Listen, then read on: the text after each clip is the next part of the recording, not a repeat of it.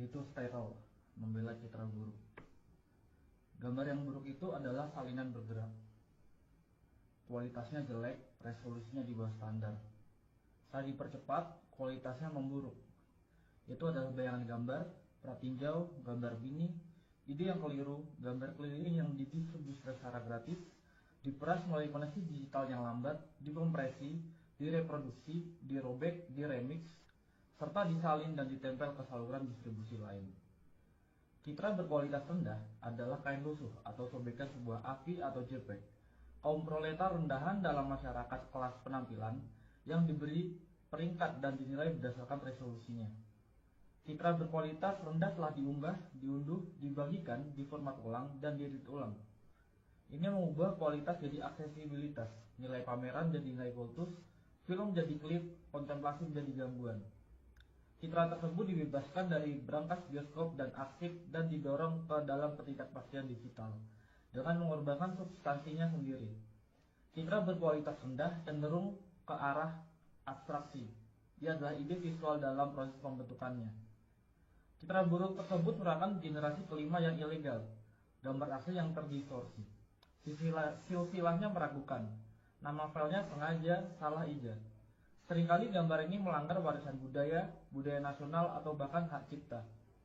Gambar ini diwariskan sebagai umpan, jebakan, indeks, atau sebagai pengingat akan bentuk visualnya di masa lalu.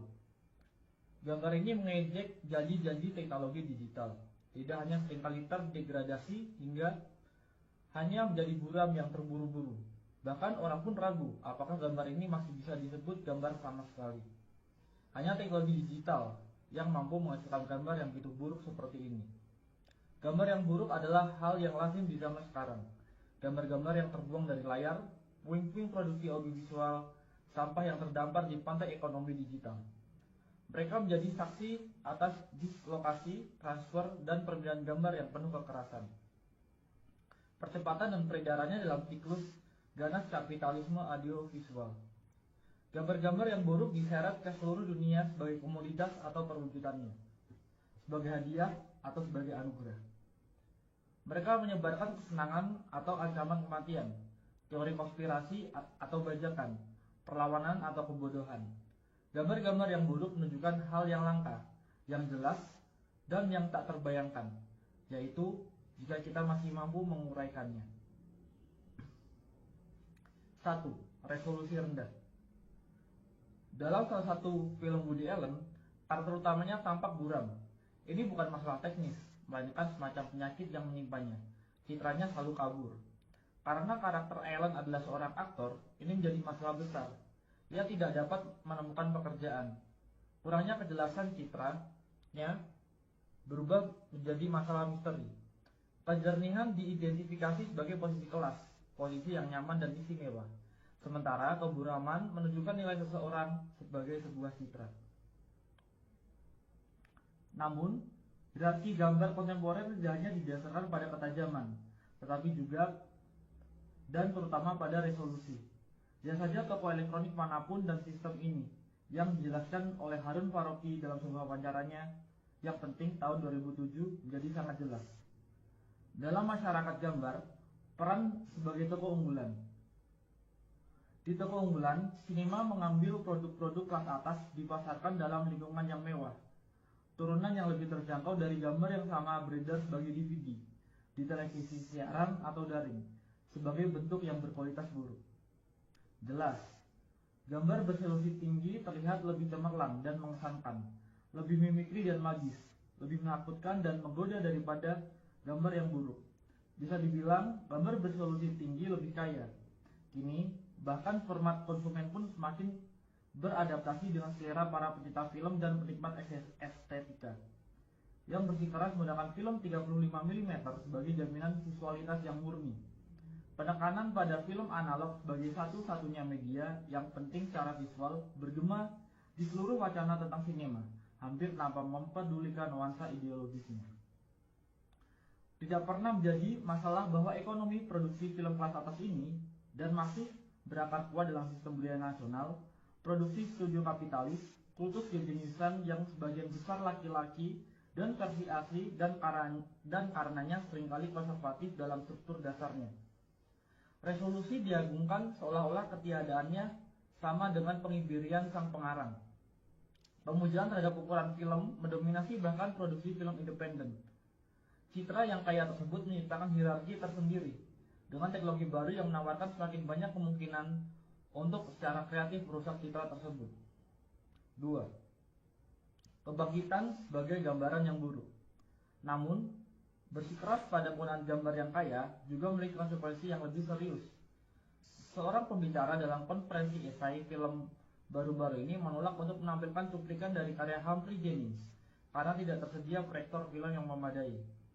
Meskipun pembicara memiliki pemutar DVD dan proyektor video standar, para hadirin dibiarkan membayangkan seperti apa tampilan gambar-gambar tersebut. Dalam kasus ini, ketidakjelasan gambar tersebut disebabkan oleh kurang lebih bersifat sukarela dan berdasarkan premis estetika. Tetapi hal ini menjadi padanan yang jauh lebih umum berdasarkan konsekuensi kebijakan neoliberal. 20 atau bahkan 30 tahun yang lalu, restrukturasi neoliberal produksi media mulai perlahan-lahan mengaburkan citra non-komersial, hingga pada titik di mana sinema eksperimental dan esai hampir tidak terlihat. Karena jadi sangat mahal, biaya untuk terus memutar karya-karya ini di bioskop sangat mahal, sehingga dianggap terlalu marginal untuk ditayangkan di televisi. Dengan demikian, karya-karya tersebut perlahan menghilang bukan hanya dari bioskop, tetapi juga dari ruang publik. Esai video dan film eksperimental sebagian besar tetap tidak terlihat kecuali beberapa pemutaran langka di museum film metropolitan atau klub film yang diproyeksikan dalam resolusi aslinya sebelum menghilang lagi ke dalam kegelapan arsip.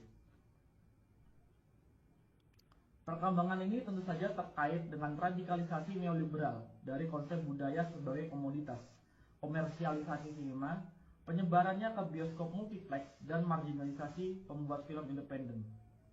Hal ini juga terkait dengan restrukturasi industri media global dan pembentukan monopoli atas audiovisual di negara atau wilayah tertentu.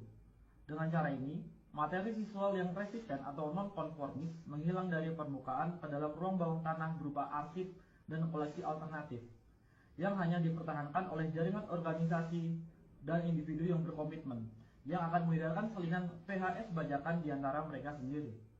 Sumber untuk ini sangat langka. Aset berpindah dari tangan ke tangan bergantung pada informasi dari mulut ke mulut di dalam lingkaran tertentu.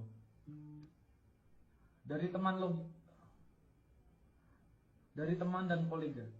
Dengan adanya kemungkinan untuk melakukan streaming video online, kondisi ini mulai berubah secara dramatis. Semakin banyak materi langka muncul kembali ke platform yang dapat diakses publik. Beberapa di antaranya dikurasi dengan cermat, contoh Ubu Web, dan beberapa hanya berupa tumpukan barang, yakni YouTube. Saat ini setidaknya ada 20 torrent esai film Chris Marker yang tersedia secara online. Jika Anda menginginkan retrospektif, Anda bisa mendapatkannya. Tapi, ekonomi gambar berkualitas rendah lebih dari sekedar unduhan. Anda dapat menyimpan filenya, menontonnya lagi, bahkan mengedit ulang atau memperbaikinya jika Anda merasa perlu, dan hasilnya beredar.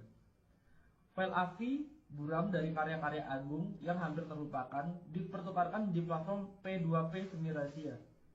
Video ponsel rahasia yang diselundupkan keluar dari museum disiarkan di YouTube. DVD saingan tontonan para seniman diperdagangkan. Banyak karya sinema avant-garde, esai, dan non-komersial telah dihidupkan kembali sebagai gambar berkualitas rendah, suka atau tidak suka. 3. Privatisasi dan pembajakan. Kemunculan kembali cetakan langka karya-karya seniman militan, eksperimental, dan klasik, serta seni video sebagai gambar berkualitas rendah memiliki makna tersendiri. Situasi mereka mengungkapkan lebih dari sekedar isi atau tampilan gambar. Hal ini juga mengungkapkan kondisi marginalisasi mereka, konstelasi kekuatan sosial yang menyebabkan peredaran mereka secara daring sebagai citra yang buruk. Gambar-gambar berkualitas buruk disebut berkualitas buruk karena tidak diberi nilai apapun dalam masyarakat kelas gambar. Statusnya sebagai gambar terlarang atau terdegradasi memberikan pengecualian dari kriteria tersebut.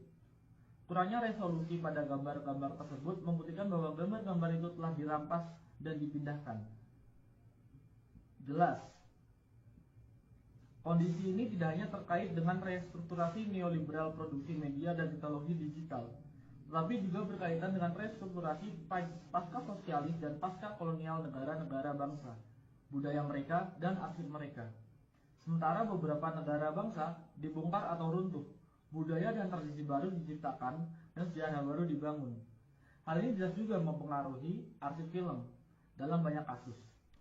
Seluruh warisan cetakan film dibiarkan tanpa kerangka pendukung budaya nasionalnya, seperti yang pernah saya amati dalam kasus museum film di Sarajevo. Arsip nasional dapat menemukan kehidupan selanjutnya dalam bentuk toko penyewaan video. Sayang bajakan meremes keluar dari arsip tersebut melalui privatisasi yang tak terorganisir. Di sisi lain, bahkan perusahaan Inggris pun menjual isinya secara online dengan harga yang sangat tinggi. Seperti yang dicatat oleh Code Washun, citra buruk beredar sebagian karena kekosongan yang ditinggalkan oleh organisasi perfilman negara yang merasa terlalu sulit untuk beroperasi sebagai arsip 16 atau 35 mm atau untuk mempertahankan infrastruktur distribusi apapun di era kontemporer. Dari perspektif ini, citra buruk mengungkapkan penurunan dan degradasi esai film atau bahkan sinema eksperimental dan non-komersial apapun yang di banyak tempat dimungkinkan karena produksi budaya dianggap sebagai tugas negara. Privatisasi produksi media secara bertahap menjadi lebih penting daripada produksi media yang dikendalikan atau disponsori negara. Namun di sisi lain, privatisasi konten intelektual yang merajalela bersama dengan pemasaran online dan komodifikasi juga memungkinkan pembajakan dan pengambilalihan. Hal ini menimbulkan peredaran citra buruk. 4. Sinema yang tidak sempurna. Muncul citra yang buruk mengingatkan kita pada manifesto ketiga klasik untuk sinema yang tidak sempurna karya Juan Garcia Espinosa yang ditulis di Kuba pada tahun 1960-an. Espinosa berpendapat untuk sinema yang tidak sempurna karena menurutnya sinema yang sempurna secara teknis dan artistik mahir hampir selalu merupakan sinema reaksioner. Sinema yang tidak sempurna adalah sinema yang berupaya mengatasi pembagian kerja dalam masyarakat kelas. Ia menghubungkan seni dengan kehidupan dan sains, mengaburkan perbedaan antara konsumen dan produsen, penonton dan pengarang. Ia bersikeras pada identitasnya sendiri. Ketidaksempurnaan populer tapi bukan konsumerisme dilakukan tanpa menjadi birokratis. Dalam manifestonya, Espinosa juga merefleksikan janji-janji media baru. Ia dengan jelas memprediksi bahwa perkembangan teknologi video akan membahayakan posisi elitis para pembuat film tradisional dan memungkinkan semacam produksi film massal, seni rakyat. Seperti ekonomi gambar yang buruk, sinema yang tidak sempurna mengurangi perbedaan antara penulis dan penonton serta menggabungkan kehidupan dan seni. Yang terpenting, visualitasnya sangat terkompromikan, buram, amatir, dan penuh artefak. Dalam beberapa hal, ekonomi citra yang buruk, hal ini sesuai dengan deskripsi sinema yang tidak sempurna. Sementara deskripsi sinema yang sempurna lebih mewakili konsep sinema sebagai tokoh unggulan. Namun, sinema yang tidak sempurna, yang nyata dan kontemporer, jauh lebih ambivalen dan afektif daripada antisipasi Espinosa. Di satu sisi, ekonomi gambar berkelas rendah dengan kemungkinan distribusi global yang langsung dan etika remix dan apropriasi memungkinkan partisipasi kelompok produsen yang jauh lebih besar daripada sebelumnya. Namun, ini tidak berarti bahwa peluang-peluang ini hanya digunakan untuk tujuan progresif. Ujaran kebencian, spam, dan sampah lainnya juga menyebar melalui koneksi digital. Komunikasi digital juga telah menjadi salah satu pasar yang paling diperebutkan. Sebuah zona yang telah lama mengalami akumulasi modern baru yang berkelanjutan dan upaya privatisasi besar-besaran, dan sampai batas tertentu berhasil. Jaringan tempat beredarnya gambar-gambar buruk tersebut jadi platform bagi kepentingan bersama yang baru dan rapuh, sekaligus medan pertempuran bagi agenda komersil dan nasional. Jaringan tersebut memuat materi eksperimental dan artistik, tetapi juga sejumlah besar pornografi dan paranoia. Meskipun wilayah citra berkualitas rendah memungkinkan akses ke citra yang terpinggirkan, wilayah ini juga dipenuhi oleh teknik komodifikasi paling canggih. meskipun memungkinkan partisipasi aktif pengguna dalam pembuatan dan distribusi konten. Platform ini juga melibatkan mereka dalam produksi. Pengguna menjadi editor, kritikus, penerjemah, dan penulis bersama dari gambar-gambar berkualitas rendah. Dengan demikian, gambar yang buruk adalah gambar yang populer, gambar yang dibuat dan dilihat oleh banyak orang. Mereka mengekspresikan semua kontradiksi dari kerumunan kontemporer, oportunisme, narsisme, keinginan akan otonomi dan kreasi, ketidakmampuan untuk fokus atau mengambil keputusan, kesiapan konstan untuk melanggar dan sekaligus tunduk. Secara keseluruhan, citra-citra buruk tersebut menyajikan gambaran sekilas tentang kondisi afektif kerumunan, neurosis, paranoia, dan ketakutan, serta keinginan akan intensitas kesenangan dan pengalihan perhatian. Kondisi citra-citra tersebut ini bukan hanya tentang transfer dan pemformatan ulang yang tak terhitung jumlahnya, tapi juga tentang banyaknya orang yang cukup peduli untuk mengkonversinya berulang kali, menambahkan subtitle, mengedit ulang, dan mengunggahnya. Dalam konteks ini, mungkin kita perlu mendefinisikan ulang nilai sebuah gambar, atau lebih tepatnya menciptakan perspektif baru untuknya. Terlepas dari resolusi dan nilai tukar, kita dapat membayangkan bentuk nilai lain yang didefinisikan oleh kecepatan, intensitas, dan penyebaran. Gambar yang buruk adalah buruk karena sangat terkompresi dan menyebar dengan cepat. Gambar tersebut kehilangan materi dan memperoleh kecepatan.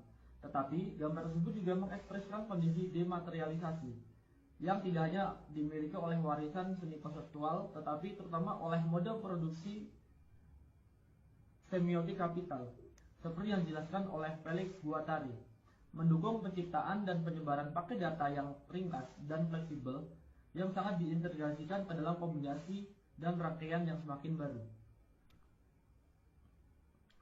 Penyederhanaan konten visual ini, konsep yang sedang terbentuk dari gambar, menempatkan dalam suatu perubahan informasi umum dalam ekonomi pengetahuan yang merubah gambar dan keterangannya keluar dari konteks ke dalam pusaran deteritorialisasi kapitalis permanen.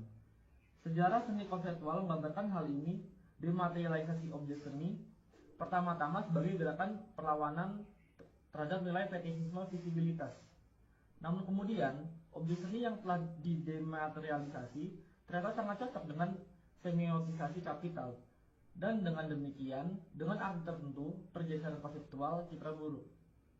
Dalam kapitalisme, citra buruk juga mengalami ketegangan serupa. Di satu sisi, ia beroperasi melawan nilai fetishisme resolusi tinggi. Di sisi lain, justru nilai mengapa ia akhirnya terintegrasi sempurna ke dalam kapitalisme informasi yang berkembang pesat pada rentang perhatian yang terkompresi, pada kesan daripada impresi, pada intensitas daripada kontemplasi, pada pratinjau daripada pemutaran. 5. Kawan, bagaimana ikatan visual Anda hari ini? Namun, secara bersamaan, terjadi pembalikan paradoks. Peredaran gambar-gambar berkualitas rendah menciptakan sebuah sirkuit yang memenuhi ambisi awal sinema militan dan beberapa esai dan eksperimental untuk menciptakan ekonomi gambar alternatif. Sebuah sinema yang tidak sempurna yang ada di dalam maupun di luar dan di bawah arus media komersial. Di era berbagi file, bahkan konten yang terpinggirkan pun beredar kembali dan menghubungkan kembali audiens yang tersebar di seluruh dunia. Citra buruk tersebut dengan demikian membangun anonimitas. Jaringan global menciptakan sejarah bersama. Ia membangun aliansi saat menyebar, memicu menerjemahkan atau salah tafsir, dan menciptakan publik serta debat baru. Dengan kehilangan substansi visualnya, ia mendapatkan kembali sebagai kekuatan politiknya dan menciptakan aura baru di sekitarnya. Aura ini tidak lagi didasarkan pada kekekalan asli, tetapi pada sifat sementara salinannya. Ia tidak lagi berlabuh ke dalam ruang publik klasik yang dimediasi dan didukung oleh kerangka negara bangsa atau korporasi, tetapi mengambang di permukaan kumpulan data yang sementara dan meragukan. Dengan terlepas dari kasanah perfilman konvensional, karya ini terdorong ke layar-layar baru dan sementara yang dirangkai oleh keinginan para penonton yang tersebar. Oleh karena itu, peredaran gambar-gambar yang buruk menciptakan ikatan visual. Demikian juga Vertov pernah menyebutnya. Ikatan visual ini menurut Vertov dimaksudkan untuk menghubungkan para pekerja di seluruh dunia satu sama lain. Ia membayangkan semacam bahasa adamik visual komunis yang tidak hanya dapat memberi informasi atau menghibur, tapi juga mengorganisir para penontonnya. Dalam arti tertentu, mimpinya telah menjadi kenyataan, meskipun sebagian besar di bawah kekuasaan kapitalisme informasi global yang audiensnya terhubung hampir secara fisik melalui kegembiraan bersama keselarasan afektif dan kecemasan. Namun, ada juga peredaran dan produksi gambar berkualitas rendah yang dihasilkan oleh kamera ponsel, komputer rumahan, dan bentuk distribusi yang tidak konvensional. Koleksi optiknya, penyedia kolektif sebagai file atau sirkuit distribusi akan rumput, mengungkapkan hubungan yang tidak menentu dan kebetulan antara para produsen dimanapun yang secara bersamaan membentuk audiens yang tersebar. Peredaran gambar-gambar berkualitas buruk memicu baik jalur perakitan media kapitalis maupun ekonomi audiovisual alternatif.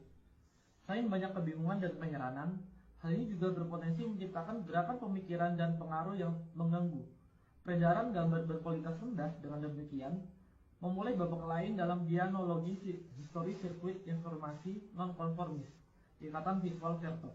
Pedagogi pekerja internasionalis yang dijelaskan oleh Peter Weiss dalam The Aesthetic of Resistance, sirkuit sinema ketiga, dan trikontinentalisme, pembuatan film dan pemikirnya yang tidak berpihak.